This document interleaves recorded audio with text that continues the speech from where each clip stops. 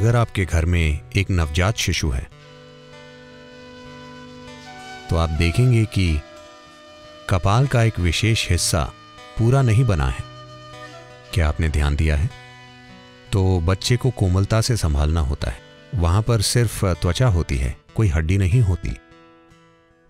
तो यौगिक शब्दावली में इस भाग को ब्रह्मरंध्र कहते हैं। रंध्र का मतलब होता है एक मार्ग, जैसे छोटा छेद या सुरंग का मार्ग, तो इसे ब्रह्मरंध्र कहते हैं। तो ये शरीर में वो स्थान है जहां से जीवन भ्रूण में उतरता है। क्योंकि जीवन भ्रूण में आ गया है और जीवन अपने विकल्पों को खुला रखता है, यानी क्या ये शरीर उसे कायम रखने में सक्षम है या नहीं, तो जीवन विकल्प खुले रखता है। जीवन प्रक्रिया में इतनी जागरूकता होती है तो ये आखिरी मिनट तक उस चौर दरवाजे को खुला रखता है। वो इसे खुला रखना चाहता है। अगर वो अपने अस्तित्व के लिए उस शरीर को उपयोगी नहीं पाता तो वो शरीर को छोड़ देगा। और ये शरीर के किसी दूसरे मार्ग से नहीं जाना चाहता, ये वहीं से जाना चाहता है जहां से आया था। तो ये ब्रह्मरंध्र है।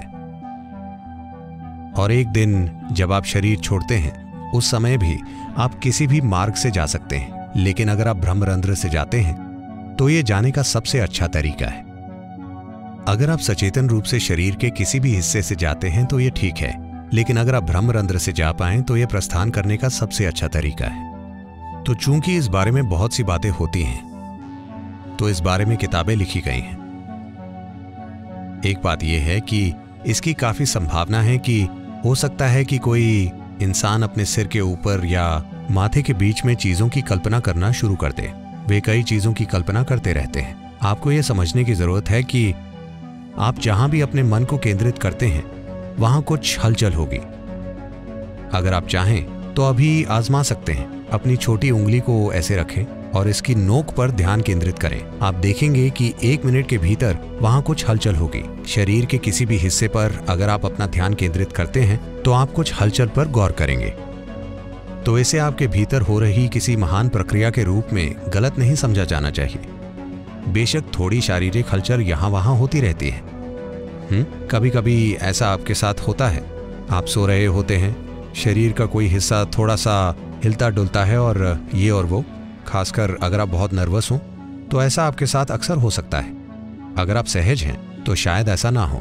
अगर आप थोड़े तनाव या दबाव में हैं तो ये आपके विभिन्न अंगों में हो सकता है, तो उसे भी गलत लेने की जरूरत नहीं है। अगर आप ध्यानमय हो जाते हैं, जो कि आप बन रहे हैं, जब आप शांभवी करते हैं, मुझे ये नहीं कहना चाहिए ये हर तरह की चीजों को जन्म देगा, क्योंकि लोगों की कल्पना बहुत प्रचंड होती है। मैं हमेशा उन्हें ऐसा कुछ भी बताने से बचता हूं जो उनके अनुभव में नहीं है, क्योंकि वो हर तरह की चीजों की कल्पना करना शुरू कर देंगे। वैसे भी अगर आप खुद के साथ ऐसा मत कीजिए, ये जरूरी नहीं है।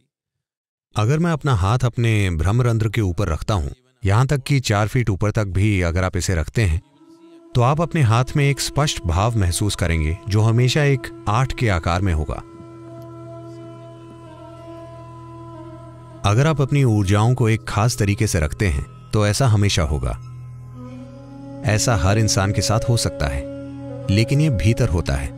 यह शरीर से आगे नहीं बढ़ता, क्योंकि सिस्टम में मौजूद 114 चक्रों में से अंतिम 2 चक्र शरीर के बाहर हैं।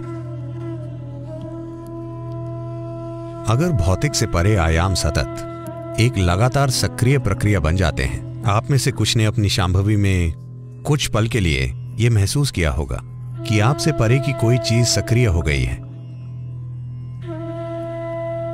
तो अगर आपकी भौतिकता से परे एक आयाम आपके भीतर एक निरंतर सक्रिय प्रक्रिया बन जाता है, तब कुछ समय बाद ये 2 चक्र जो निष्क्रिय और शरीर से बाहर होते हैं, वे सक्रिय हो जाते हैं। अगर वे सक्रिय हो जाते हैं तो मतलब आपके सिर पर एक एंटेना हो जाता है। आपने पुलिस एंटेना देखा है? आपको अपने सिर पर एक एंटेना मिल जाता है जो आपको जीवन का एक खास नजरिया देता है।